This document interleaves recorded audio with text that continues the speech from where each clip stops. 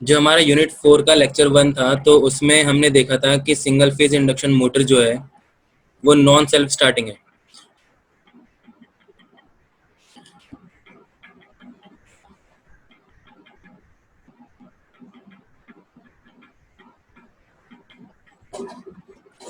राजेश ठाकुर आगे क्लास में क्या? ठीक है। यूनिट 4 लेक्चर नंबर 1 में हमने देखा था कि हमारे पास जो एमएमएफ आ रहा था, रिजल्टेंट एमएमएफ, दो, तो वो दो फील्ड आ रही थी उसमें। एक आ रही थी हमारी फॉरवर्ड फील्ड जो ये थी हमारी, और दूसरी थी हमारी बैकवर्ड फील्ड। दोनों का मैग्नीट्यूड सेम था और दोनों जो है एनएस की स्पीड से अपोजिट डायरेक्शन में रोटेट करते थे, जिसकी वजह से हमारे पास पल्सेटिंग मैग्नेटिक फील्ड आती थी। Pulsating magnetic field.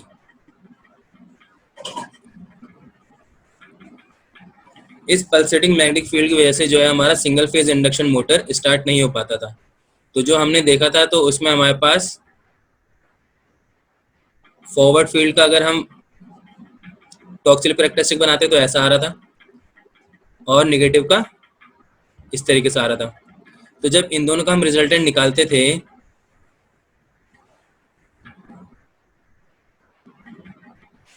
तो हमारा कुछ इस तरीके से आता था। यानी स्टार्टिंग में हमारी जो टॉर्क थी वो जीरो थी, क्योंकि हमारे पास forward field is equal to backward field, यानी F B minus F F is equal to zero. तो हमारे पास टॉर्क क्या हो रही थी इनिशियल में, स्टार्टिंग में टॉर्क जीरो होती है, इसलिए हमारा single phase induction motor start नहीं हो पा रहा था। तो हम क्या करें कि कुछ इसमें ऐसी चेंजेस लाएं जिसकी वजह से जो यहाँ पे स्टार्टिंग टॉर्क है, यानी जो स्टार्टिंग टॉर्क है वो नॉट इक्वल टू जीरो हो जाए। तो नॉट इक्वल टू जीरो कब होगा? जब हमारा बैकवर्ड फील्ड और फॉरवर्ड फील्ड जो है वो अनइक्वल हो।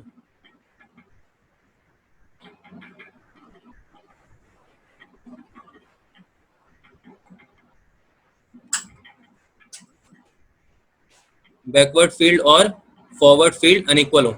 जब ये अनइक्वल होंगे तभी यहाँ पे टॉर्क जो आएगी हमारा एमएमएफ नॉन जीरो आएगा, तो जिससे हमारी टॉर्क जो है नॉट इक्वल टू जीरो आएगी। फॉरवर्ड फील्ड और बैकवर्ड फील्ड की वजह से जो है हमारा नॉन जीरो हो जाएगी टॉर्क, जिससे हमारी मोटर या तो पॉजिटिव डायरेक्शन या फिर निगेटिव डायरेक्शन में रोटेट करेगी। यानी कि हमें क्या करना है, इन दोनों को अनइक्वल करना है। तो इसके अंदर हम मॉडिफिकेशन करते हैं कि इसके अंदर हम एक ऑक्सिलरी वाइंडिंग इंट्रोड्यूस करते हैं।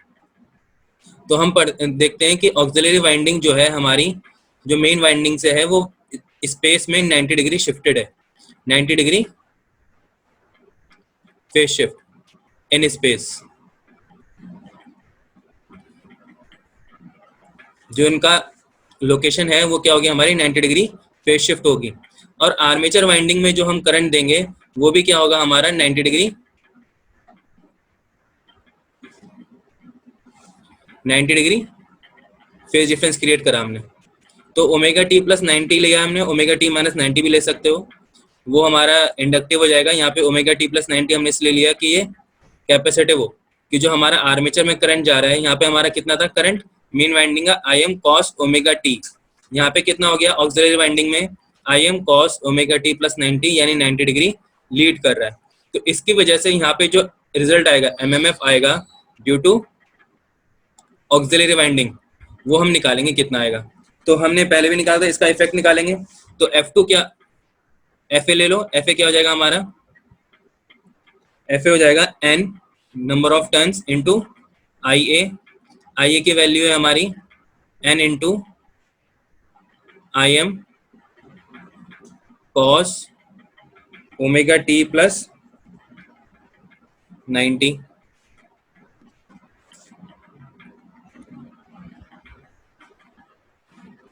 जो हमारा FA आएगा, सॉरी यहाँ पर FA, ये हमारा रिजल्टेंट, ये FA जो है हमारा N into IA N IM cos omega T plus 90 degree. अब इस FA का जो इफेक्ट आएगा FAR, वो हो जाएगा हमारा FAR। इसको हम यहाँ पे पुट करेंगे तो FM, ये हमारा FM हो जाएगा कॉस ओमेगा टी प्लस 90, जो उसका MMF था, यानी क्या हो जाएगा FA, यहाँ पे क्या आ रहा है 90 प्लस थीटा, ये हमारा 90 है और ये हमारा थीटा, यानी 90 प्लस थीटा। यानी F A cos 90 plus theta. इस एफ ए की वैल्यू ये है, तो ये पुट करेंगे, तो F M cos omega T plus 90 into cos theta plus 90।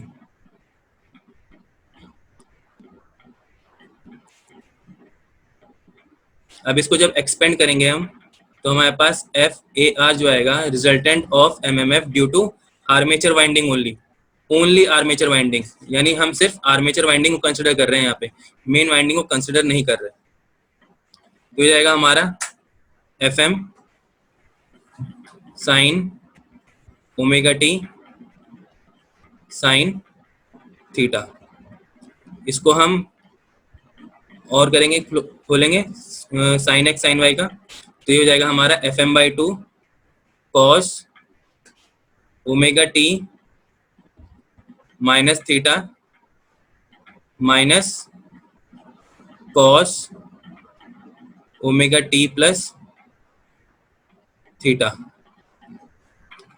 तो यहाँ यानी कि यहाँ पे जो हमारा एमएमएफ आ गया, जो फील्ड आ गई वो कितनी आ गई हमारी, फॉरवर्ड फील्ड, ये हमारी forward field minus backward field. और हमारे पास जो थी मेन वाइंडिंग की, वो था मेन वाइंडिंग का forward field plus backward field. यानी अब जब इन दोनों का रिजल्टेंट आएगा, तो हमारे पास क्या मिलेगी, नेट रिजल्टेंट मिल जाएगा एफ आर। तो ये हो जाएगा हमारा ट्वाइस ऑफ एफ एफ, यानी 2 into F M by two cos omega T minus theta equal to हमारे पास रिजल्टेंट क्या आ गया, F M cos omega T minus theta. यानी हमारा रिजल्टेंट जो आया एम एम एफ, रिजल्टेंट क्या आएगी, पीक वैल्यू एफ एम आएगी, इस पर आएगी जब हमारा ओमेगा टी माइनस थीटा क्या होना चाहिए, 0 होना चाहिए, कॉस की वैल्यू 1 होगी तब मैक्सिमम होगा। तो क्या आ जाएगा हमारे पास यहाँ से theta is equal to omega T, यानी टी के रेस्पेक्ट में हमारा थीटा जो है पॉजिटिवली वेरी करेगा। तो इसका मतलब क्या हुआ कि हमने जो, अगर इसको हम as a two winding motor start करें, ऑक्सिलरी वाइंडिंग इसमें इंसर्ट करते हैं सच दैट दोनों में 90 डिग्री का फेज शिफ्ट हो, तो हमारे पास एक फील्ड जो है वो 0 हो जाएगी, बैकवर्ड फील्ड जो है वो कैंसिल आउट हो जाएगी। तो हमारे पास सिर्फ फॉरवर्ड फील्ड बचेगी, जिसकी वजह से रिजल्टेंट आ जाएगा हमारा ट्वाइस ऑफ फॉरवर्ड फील्ड। तो यानी जो हमारी पीक वैल्यू हो जाएगी वो एफ एम हो जाएगी, और वो रोटेट करेगी with the magnitude of cos omega T minus theta, cosine of omega T minus theta. और इसकी पीक वैल्यू जो एफ आर की वो होगी एफ एम, कब होगी, जब omega T minus theta is equal to 0 हो, यानी theta is equal to omega T.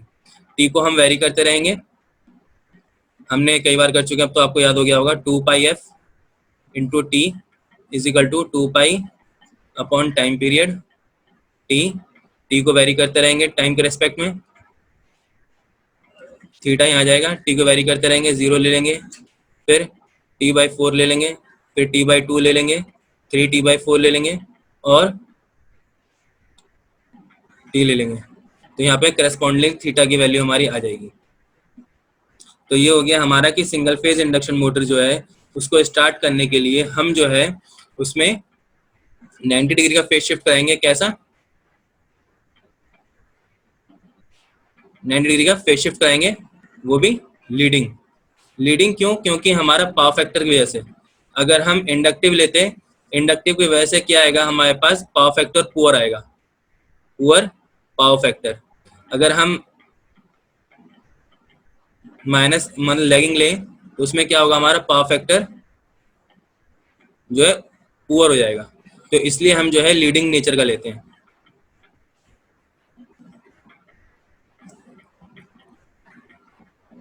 किसी को कोई डाउट हो तो चैट में भेज सकते हो, अगर समझ में नहीं आया हो तो।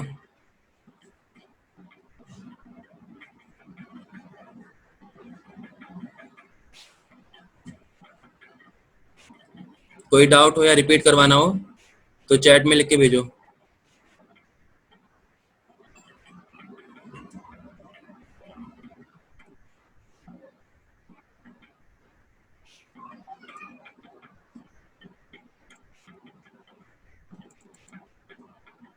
एक मिनट देख रहा हूँ।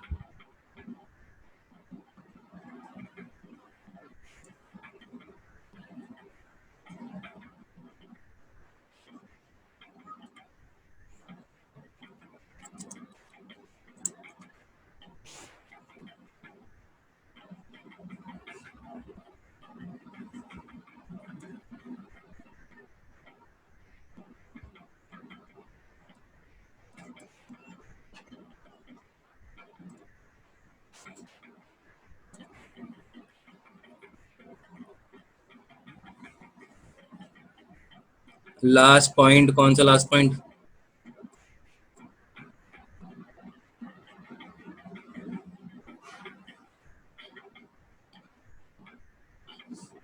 चलो एक बार देख लो।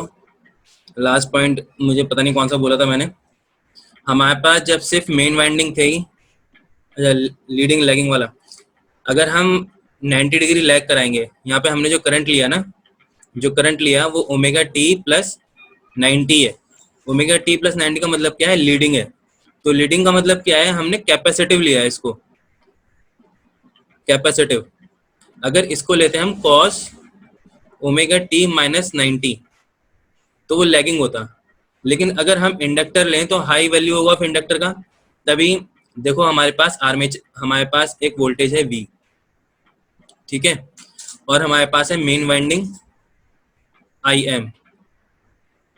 अब IM को क्या लिया है? IM cos omega T, IM cos omega T, यानी इसके रेफरेंस हम दूसरा करंट लेंगे। तो यानी अगर हमें 90 डिग्री लैग कराना पड़ेगा तो हमें क्या लेना पड़ेगा? हाईली इंडक्टिव लेना पड़ेगा, IA।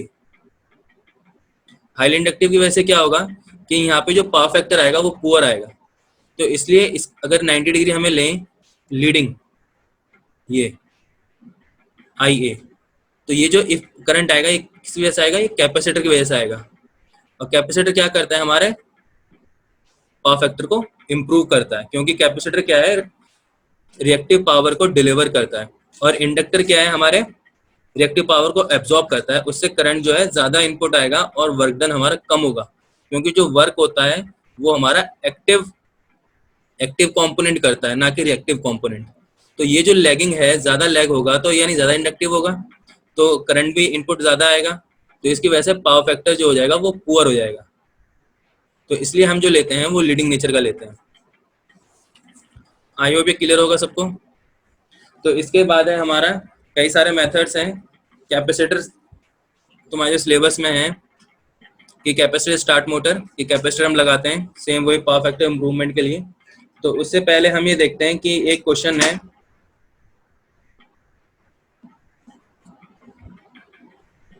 कि कितनी वैल्यू हमें कैपेसिटर की चाहिए होगी। How to calculate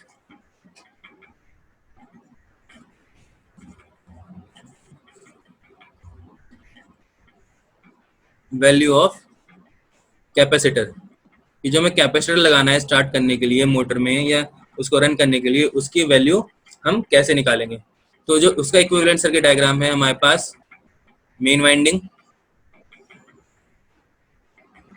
capacitor, auxiliary winding. यानी ये क्या हो गई हमारी ऑक्सिलरी वाइंडिंग, ये मेन वाइंडिंग, और ये हमारा कैपेसिटर। ये अभी सोच रहे होंगे कि कैपेसिटर हमने तो कैपेसिटिव लिया है, तो ये इंडक्टर कहाँ से आ गया? जब हम वाइंडिंग लगाएंगे तो जाहिर सी बात है जो वाइंडिंग होती है हमेशा इंडक्टिव होती है, उसके अंदर हमें कैपेसिटर लगाना पड़ता है। उसमें करंट ये बना हमारा आरसी। तो आरसी में जितनी ज्यादा हमारा सी की वैल्यू होगी उतना ज्यादा करंट हमारा लीड की तरफ जाएगा। तो हमें सी की वैल्यू जो है वो इंक्रीज करनी पड़ेगी।